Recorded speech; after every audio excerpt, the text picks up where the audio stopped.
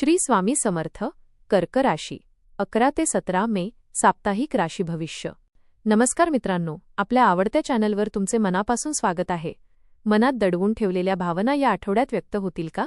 नशिबाची साथ मिळून अडकलेली कामे पूर्ण होतील का? कुटुंब आणि करिअर यामध्ये योग्य समतोल साधता येईल का?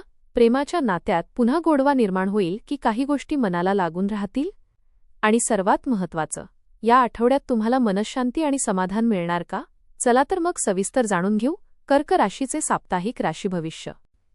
आपल्याला जर हे राशी भविष्य आवडले तर आपल्या मित्रांसोबत नक्की शेअर करा आणि कमेंटमध्ये श्री स्वामी समर्थ लिहायला विसरू नका.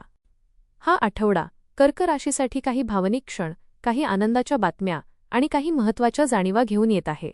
ग्रहांची चाल तुमच्या आयुष्यातील अनेक गोष्टींना नवी दिशा देण्याचा प्रयत्न करेल.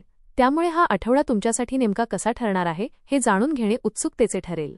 कर्क राशीसाठी हा आठवडा भावनांचा, आत्मविश्वासाचा आणि काही महत्त्वाच्या जाणीवांचा ठरणार आहे. या काळात तुम्ही स्वतःच्या मनाला अधिक जवळून समजून घ्याल. काही गोष्टी ज्या आतापर्यंत अस्पष्ट वाटत होत्या त्या आता स्पष्ट होऊ लागतील. या आठवड्यात ग्रहस्थिती तुमच्यातील संवेदनशीलता वाढवेल. त्यामुळे छोट्या गोष्टींचाही मनावर परिणाम होऊ शकतो. पण याच संवेदनशीलतेमुळे तुम्ही इतरांच्या भावना समजून घेण्यात यशस्वी व्हाल.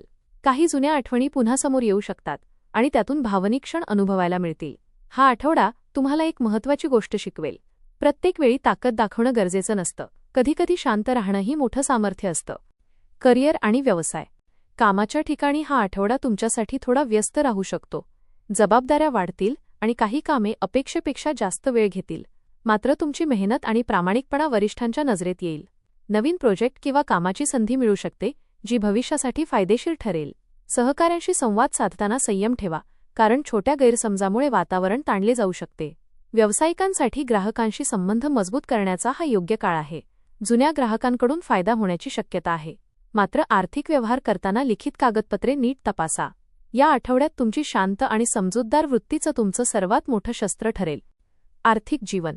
आर्थिक बाबतीत हा आठवडा सावधपणे पुढे जाण्याचा सल्ला देतो. पैशांची ये-जा सुरू राहील, पण अनावश्यक खर्च टाळणे गरजेचे आहे. घरातील एखाद्या गरजेसाठी अचानक खर्च होऊ शकतो. जुने अडकलेले पैसे परत मिळण्याची शक्यता आहे, त्यामुळे थोडा दिलासा मिळेल. गुंतवणूक करण्याचा विचार करत असाल तर दीर्घकालीन योजना फायदेशीर ठरू शकतात. या आठवड्यात तुम्हाला पैशाचे महत्त्व अधिक जाणवेल आणि बचत करण्याची प्रेरणा मिळेल. कौटुंबिक जीवन.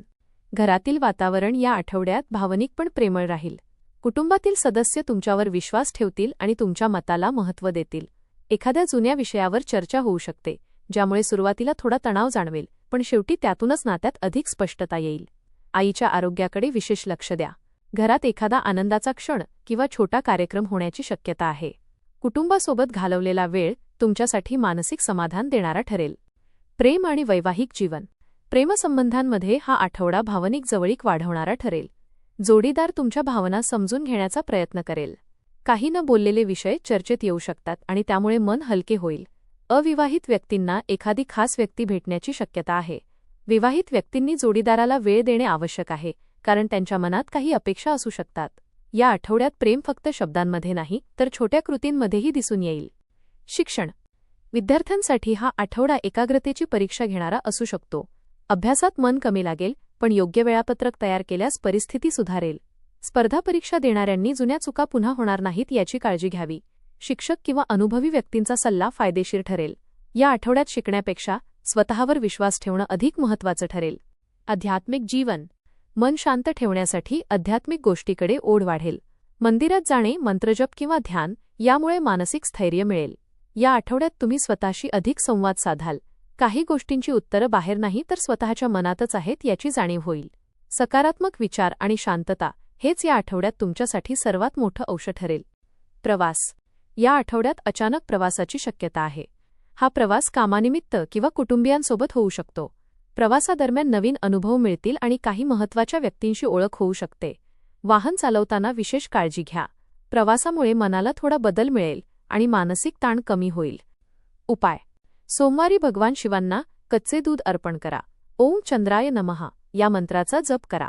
आईवडिलांचा आशीर्वाद घेऊन दिवसाची सुरुवात करा. गरिबांना पांढऱ्या वस्तूंचे दान करणे शुभ ठरेल. एकूण कर्क राशीसाठी हा आठवडा भावनिक स्थैर्य, आत्मचिंतन आणि हळूहळू होणाऱ्या प्रगतीचा ठरणार आहे. काही गोष्टी मनासारख्या घडतील तर काही गोष्टी संयमाची परीक्षा घेतील.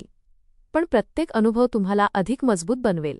काम, पैसा आणि नाती यामध्ये संतुलन राखण्याची गरज असेल. मनातील भीती बाजूला ठेवून पुढे गेलात तर अनेक संधी तुमच्यासमोर उघडतील. कर्क राशीसाठी हा आठवडा मनातील गोंधळ दूर करून आयुष्याला नवी दिशा देणारा ठरू शकतो. या काळात तुम्हाला काही अशा अनुभवांना सामोरे जावे लागेल जे तुम्हाला आतून अधिक मजबूत आणि समजूतदार बनवतील. प्रत्येक गोष्ट तुमच्या मनासारखी घडणार नाही, पण जे घडेल ते पुढील काळासाठी उपयोगी ठरेल. करिअर आणि आर्थिक बाबतीत संयम ठेवणे आवश्यक राहील. मेहनतीचे फळ लगेच मिळणार नसले तरी योग्य वेळी त्याचा फायदा नक्की दिसून येईल. काही नवीन संधी अचानक समोर येऊ शकतात, त्यामुळे आत्मविश्वास कायम ठेवा. कौटुंबिक आणि प्रेमसंबंधांमध्ये भावनिक जवळीक वाढेल. आपल्या माणसांसोबत घालवलेला वेळ मनाला समाधान देईल. काही नाती अधिक घट्ट होतील तर काही ठिकाणी समजूतदारपणाची परीक्षा होऊ शकते. आध्यात्मिकदृष्ट्या हा आठवडा तुम्हाला स्वतःच्या मनाशी जोडणारा ठरेल. शांतता, संयम आणि सकारात्मक विचार यामुळे अनेक तणाव दूर होतील. एकंदरीत हा आठवडा तुम्हाला एक महत्त्वाचा संदेश देईल.